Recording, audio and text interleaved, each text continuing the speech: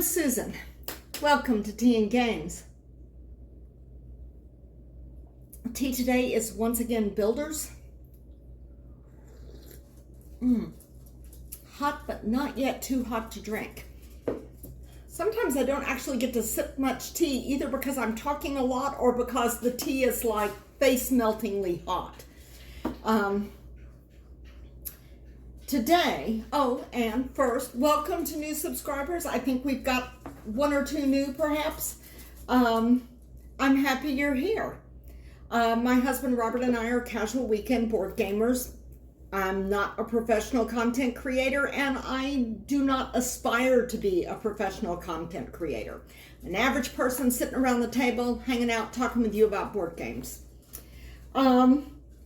Speaking of which, those of you who normally are used to seeing my videos pop up during the week may have possibly missed last week's second video. I released a video on Saturday morning, which is the second of my coffee table game series, because a lot of board games just kind of take up the whole table and spread out. Even ones in small boxes sometimes take up a lot of table. So I thought it would be a good idea periodically to make a video and grab some games off the shelf, see if they fit on my coffee table, and I give you the dimensions of my coffee table, which is 26 by 36.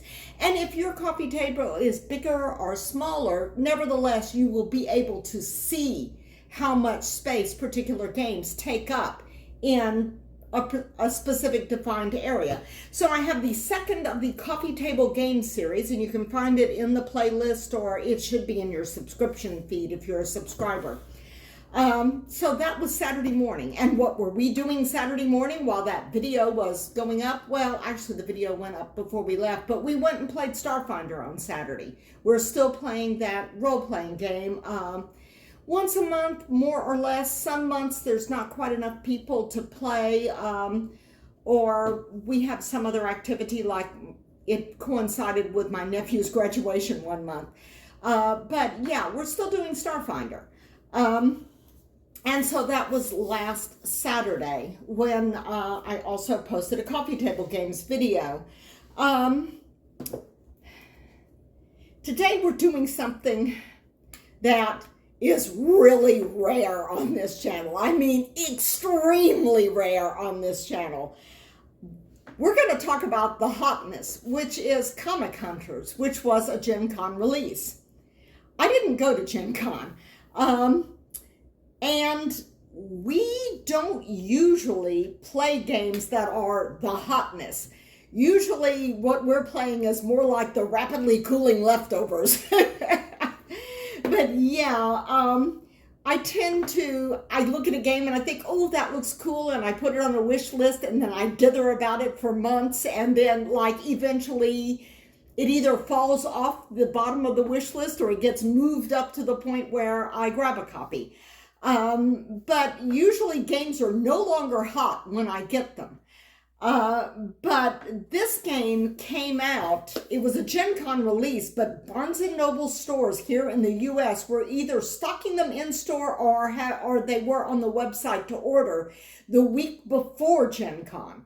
So I ordered this, and it came in right after Gen Con. A lot of people got their Comic Hunters before all of those people were standing in line in Gen Con to get a copy.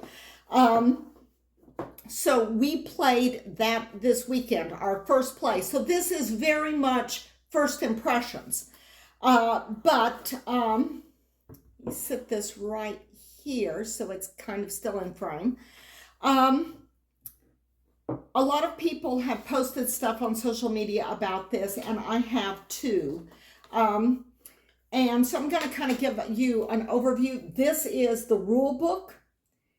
Very important. I did not find a whole lot of how to play videos, and most of the pretty good ones were ones that were based on the original version of this. It was originally published by a Brazilian company. This is its US release at Gen Con.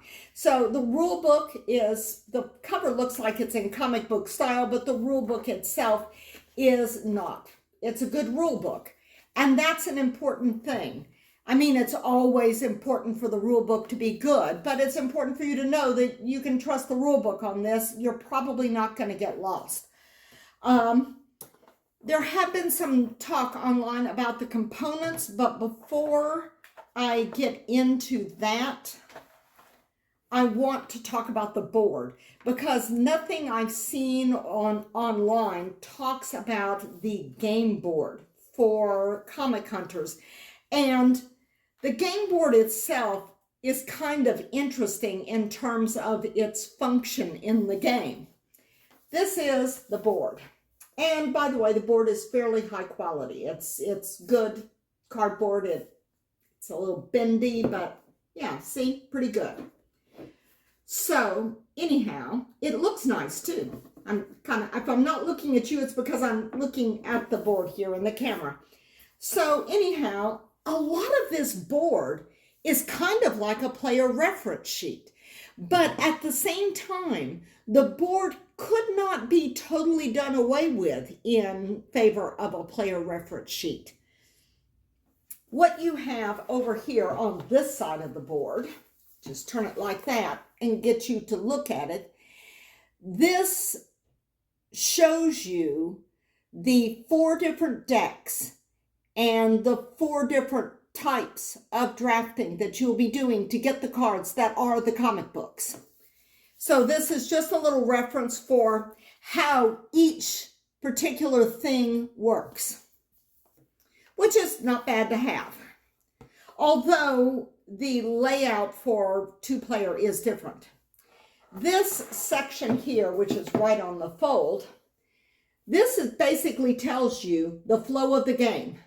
You just work your way right down that list. And the round ends after a symbol collection, but you don't do any scoring or tallying up at end of round. It's all end of game scoring. But basically, the game is divided into 3 rounds, which represent these 3 sections. In each round, you will be getting cards from 3 of the 4 decks. You do have to do a little bit of deck preparation at the beginning. I think you pull some cards for 2 players, if I'm remembering correctly. Maybe it's 2 and 3, but I think it's just 2 players or 1. And then you have to make a convention deck, which is made up of a certain number of cards out of all the decks. And it's not quite an even number, if I'm remembering correctly. I did the setup 2 days ago, so I'm just kind of going on. Well, I actually did. I think I set it up Saturday morning, but we didn't play it until Sunday. So anyhow, that tells you the flow of the game. Now, the rest of these things here have to do with scoring. This is for your auction. You have 15. This is your secret stash, as they call it. And you have a value of 15 for the auction. Now there are 3 rounds, and you're only playing with three of the decks in each round. So the auction is only going to be in 2 rounds. So that means you have 15 total, whatever this value is here, to spend on auction bidding in 2 rounds. So that's something to keep in common and keep in mind, and anything you don't spend are straight up points at the end. So you'll start with 15, and when you do the auction, then you will slide a little marker. Well, I'm on the wrong end here pointing. Slide a little marker down from here to mark how much you have spent for the auction. But that's actually the only moving piece, the only thing that's actually tracked on this board that you actively do with the board during gameplay is for the 2 rounds that you have auctions, you move your token to show how much you have spent bidding on auctions. The rest of it is very much reference. And you're going like, oh, can't they put that on a reference card? Kind of not. And that comes because of the replayability of the game. This hero tracker and highlights board down here, all of those will change. See, it's all very blank right now. All of that will change with each game because you have tokens. And I suppose I can do a digression to mention that these tokens, the component quality of the tokens is not good. They are super, super, super thin. So that makes them a little bit more difficult to handle. But you have 3 different types of tokens. There are your player tokens here. And there is the highlights tokens. And then you have your hero tokens. See, this is Spidey. Okay, so for your heroes, these are all Marvel heroes. You have Spider-Man, Black Panther, Hulk, Thor, Iron Man, Black Widow, Captain America, Doctor Strange, and isn't there one more I'm forgetting? No, I think that's all of them. These tokens you're just going to kind of mix up in your hand here, and then you will place them on the hero tracker here, so that there's going to be one token that's going to be on this top row, and that's going to be the superhero whose comics are the most valuable for that particular game. See if I can get this to stand up here. So, I mean, it might be Black Panther being right there on top. And then you will place, I think for a 2-player game, 2 tokens on the middle section and then on the bottom 3 tokens.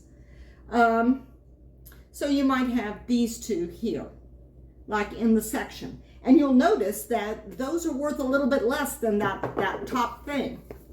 And right here, this is the number of cards that you have to have in a set in order to get that number of points. So, and then on the bottom, I think you have 3 or 4. It depends upon player count. But the important thing is that which ones you're going to have, you're only going to have one that scores the most. And then it's going to be like you're going to have descending order of more comics that score little for their sets.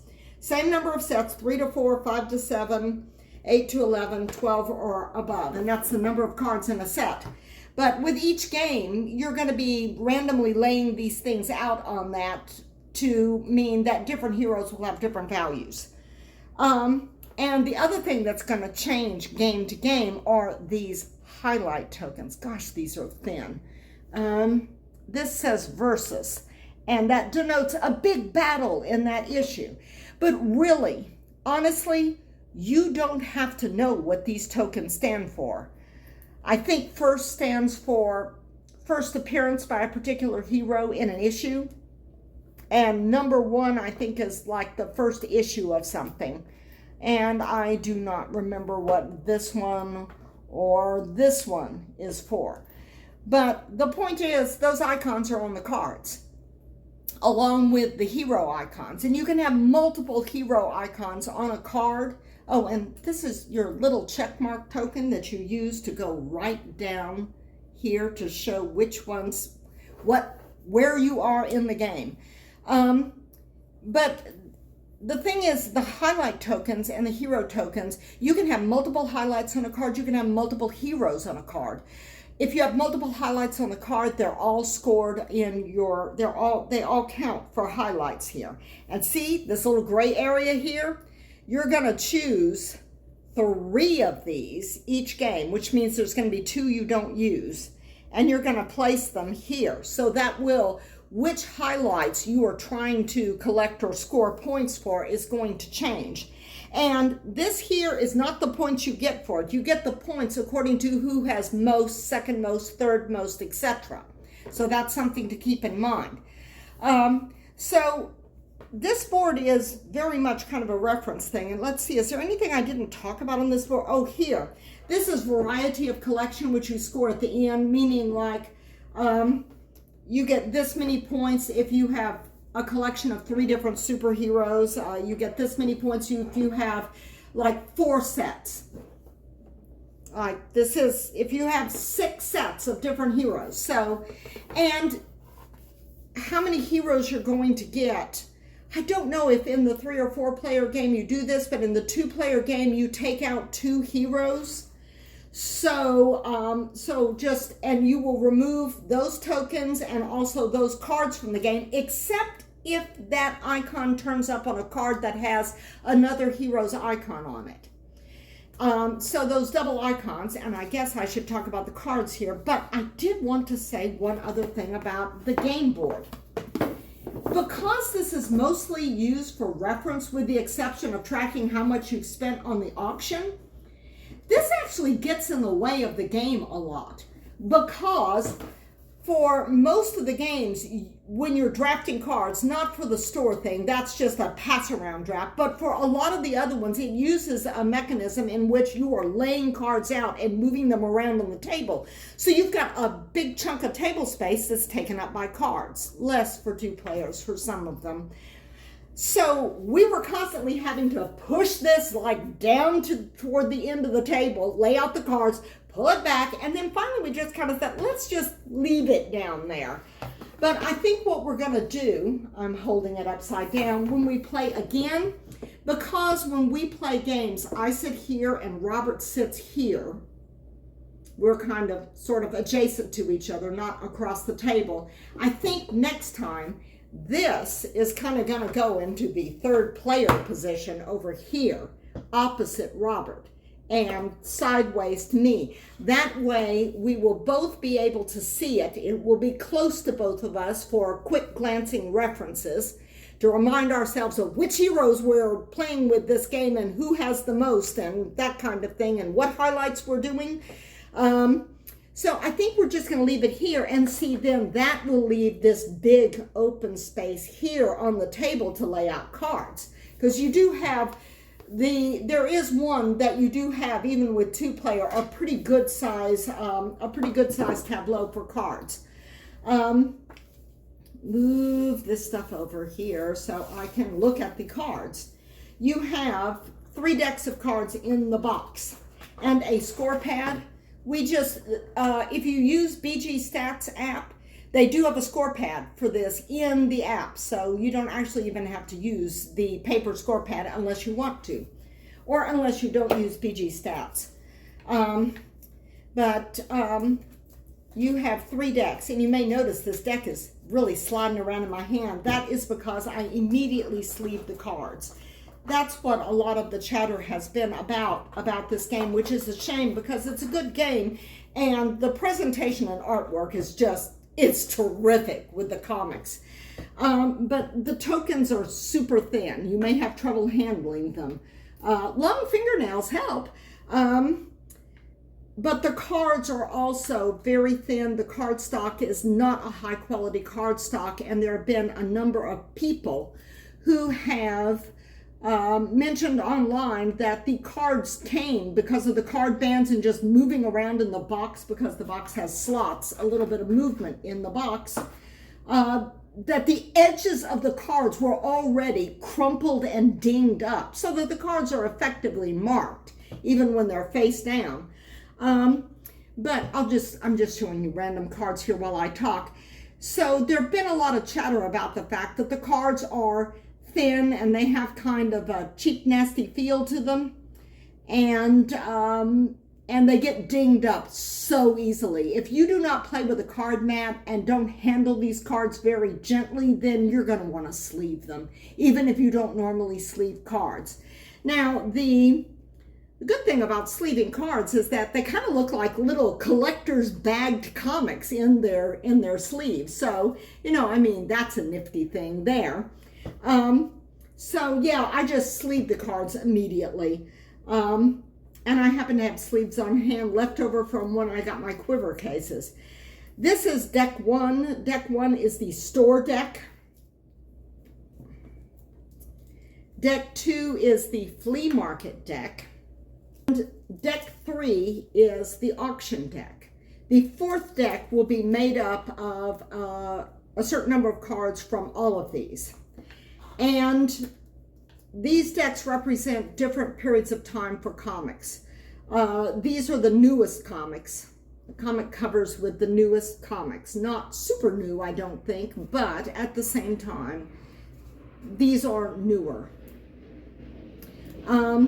Deck 2 represents cards that are from comics that are a little bit older than 2, and Deck 3 are the cards that represent the comic covers that are the oldest. So for the store play, you're just going to do drafting, where if you're playing a 3 or 4 player game, everybody gets 4 cards and you take one and pass it around and take one and pass it around, etc. They have an alternate draft in the back of the rule book for 2 player. Actually, they've got alternate everything in the back of the book for 2 player. They have a solo mode, but this is 2 player right there near the back. And the only thing behind it is the solo mode. So they do have an alternate draft for 2 player, which works pretty well. Everybody gets 7 cards, and you pick one and put one back in the box. And then you change hands. Picking one, keeping one for yourself, putting one in the back of the box, and switching hands. And that worked out really well. You get to see more cards that way. You get to pull some cards that you may not get to. You get to kind of curate the hand that you're passing back and forth with what you keep and what you get rid of. So that's kind of interesting. The flea market, and remember, you do store in only 2 rounds and flea market in only 2 rounds, and auction, and there's only, well, actually one of those, I'm not sure if you do in 2. You only do 3 of the 4 in each round, so there's like a different combination in each round. The flea market, you're going to be laying out cards, and it's kind of got a push your luck element, because you lay out like the starter cards of a beginning row, and the first player can either take everything in that row, which when you start out, it's 1 card, and nothing can be put back into that slot. And they can't take any more, and the other players then fill out the rows. But each player makes the decision: do I take what's in the row, or the card I draw, do I add it to a row, or do I take a row that's there? So you've got to decide whether or not you're going to take a row, or whether or not you're going to draw a card and add it to a row, which then other players might be able to take. And there's a limit to how many cards can be in each row. And at any point before it's filled out, a player can decide, I'm going to take that row. So that's kind of interesting. There's a kind of like sizing up your opponent thing that goes on with that. And the auction, you also lay out cards in rows, and the first player starts the bidding on a row of cards. And you remember, you've only got 15 total to bid for, and their auction comes around twice, and anything left over, there's straight up points at the end. So that's also kind of interesting. I felt like at 2-player auction did not work as well as, I felt like the adjustments for 2-player for all of the other stuff worked well. Auction, I feel like that there's always going to be a little bit of a problem with auction at 2-player.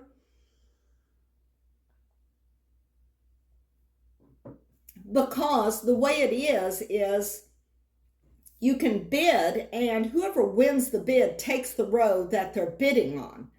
You're only bidding on 1 row at a time. The first player decides what row is going to be bid on, and then after that row is taken by somebody, then the bidding starts for the next row.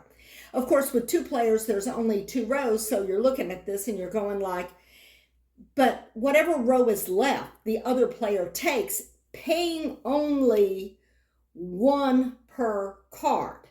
So that means that the first player can kind of bid up the row that has the most cards in it, because there's not an equal number of cards in each row. So the first player can bid up the first row, and take all of those cards. And then the next player gets the shorter row. It may only be shorter by 1 card, and they pay a lot less for it than what. So it kind of doesn't pay to bid up. it is kind of like a not pay too much. You don't want to pay too much because, I mean, if you lose, then you just get the other one for paying one a piece for it. And that's off of the blue track. You do have to pay for cards other ways, and I'll mention that in a minute, but I want to mention the convention, which is made from combining a certain number of all of these cards.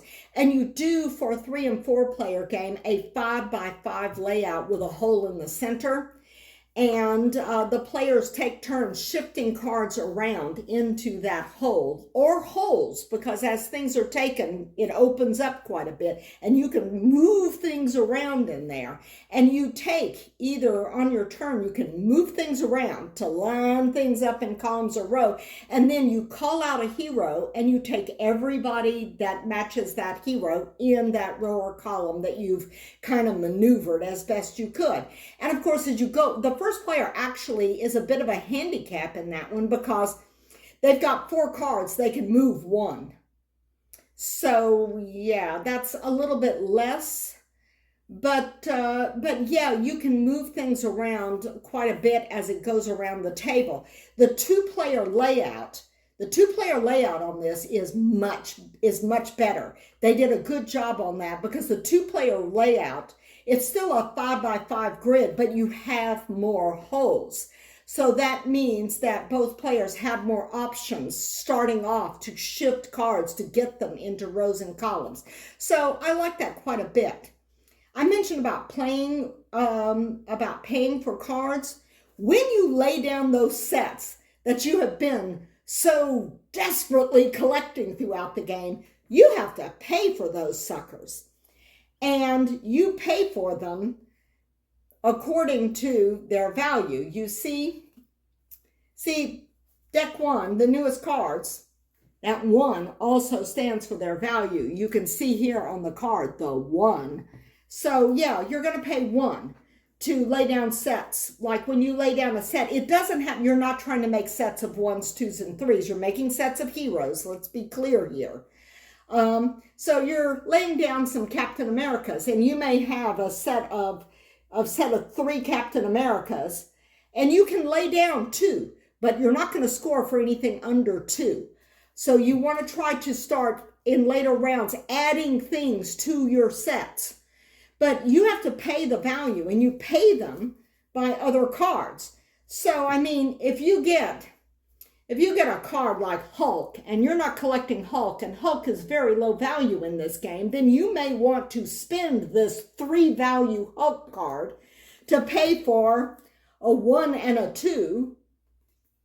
Nope, that's Spidey. I was going to try to draw another Captain America here. Yeah. So let's say you're laying down Captain America here, so this has a value of 3 if you're laying it down, and you could pay for that with 1 3 card. By the way, if you don't have exact change, you don't get change back. So I think that's nifty, and you sometimes have to make decisions like, am I going to collect this hero, or am I just going to scrap this hero that I've kind of been collecting in my hand but I haven't laid down yet and use it to pay for these others? And you're looking and going like, and how much does that score? Well, you know, if I added that, then I would have more of that. So that would bump me into one more card would actually put me into another bracket on that one. So more points.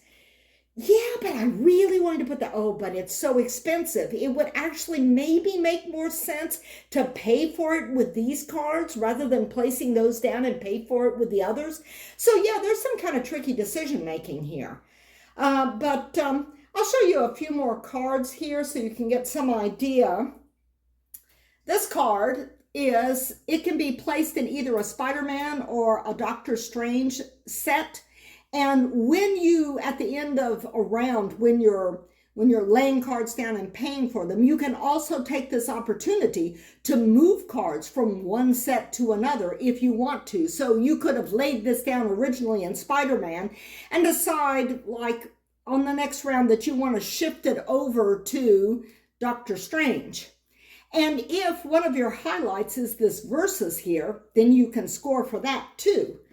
And see, you can have the really terrific cards. There are some that have more than one on it, and I am not turning them up here as I'm looking.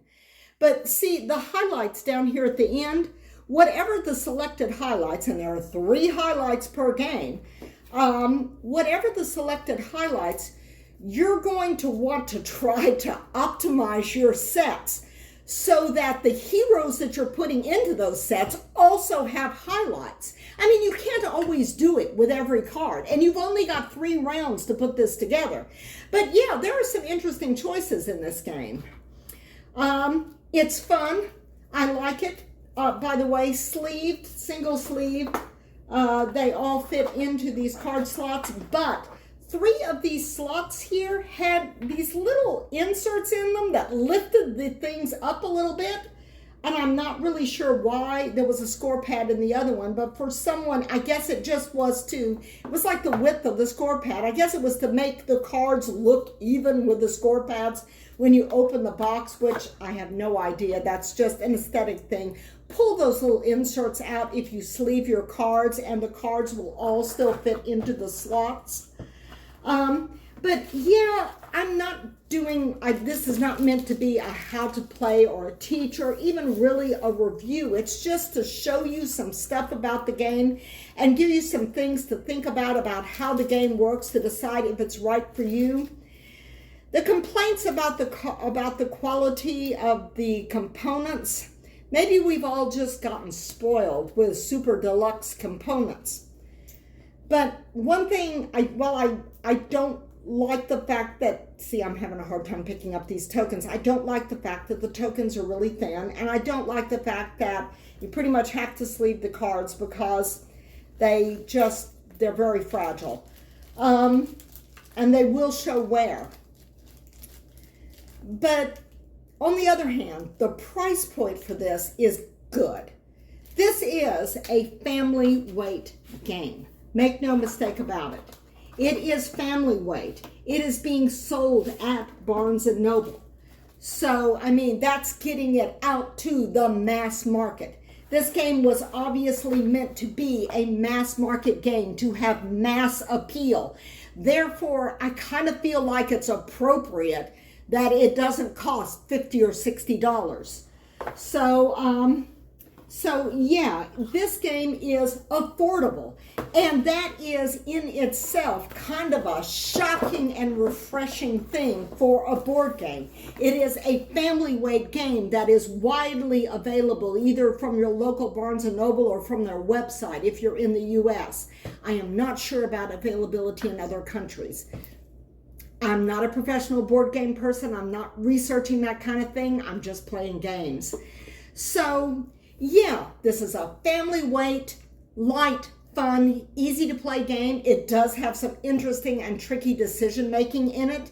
It is enjoyable and it's affordable. And that's the kind of thing you don't see very much anymore.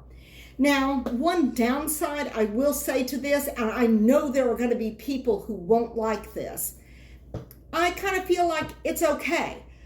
And that kind of, I feel like it makes the game interesting, but there are people it's going to bug. And that is the fact that within the round, you've got to do multiple card layouts. Like in the first round, you do drafting by passing the cards around. And then you go to the flea market and you do a layout for the flea market. And you get cards off the flea market. And then you do convention or auction. I can't remember. I think it may be convention. And you lay out the tableau for the convention and you do the thing and you go around the table and you get the cards from the convention. You pick all the cards up and you put them back into the convention. And then you see, and then you assemble and you put all your things together. And then you start for the second round and you're doing like, I don't know, the flea market or something on the second round. And so you lay out all the cards and then you do the flea market and you pick the cards up that's left and then you lay out the cards for the next thing. And then you pick those out, everybody gets their cards and then you lay out the cards for the other thing. So there are people that are going to find that fiddly and annoying. I know there are. And I totally get that. I think that if this were a different game, that it might bug me. But the sheer joy of just looking at all of these little bitty, teeny tiny comic books and playing with them, it kind of outweighs the fact that there's just a lot of, just and this is another reason why I think you should sleeve the cards. You handle these cards a lot, not just in shuffling, but you just handle the cards during the course of the game a lot. But I don't know, I just really like the theme, and I love the look of it, and I love seeing all those cards laid out on the table. So I don't mind that, like, 3 times in a round you're doing 3 different things to get cards. I think some people might not like it, but I am okay with it in this game because I really like the cards. The cards just look so nifty, and I am just so engrossed in figuring out how I can leverage this particular way of getting cards to my advantage. And I think the game is interesting, and I think it's kind of unique, not just because of the theme of card collecting, but I also think that it's unique because of the different ways. You've got 4 different ways to get cards, and you do 3 of those 4 in each of the 3 rounds.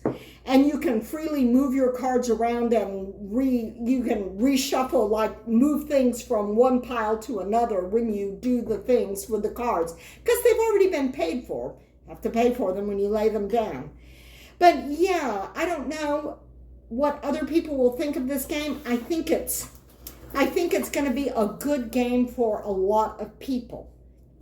But I don't know that it'll be for everyone. If you don't care anything about comics or comic art and you just think, the theme doesn't do anything for you, then you may not find the gameplay as interesting as I did, because you are just handling cards the whole time. You're holding them in your hand, you're laying them down, you're putting them on the table and moving them around and trying to figure out, okay, if I bid on that, but I could get that rose so much cheaper. It's just like, it's got interesting decisions, and I enjoyed it. I don't know if you will, but I hope that I've given you some extra things to think of that have not been covered in other games.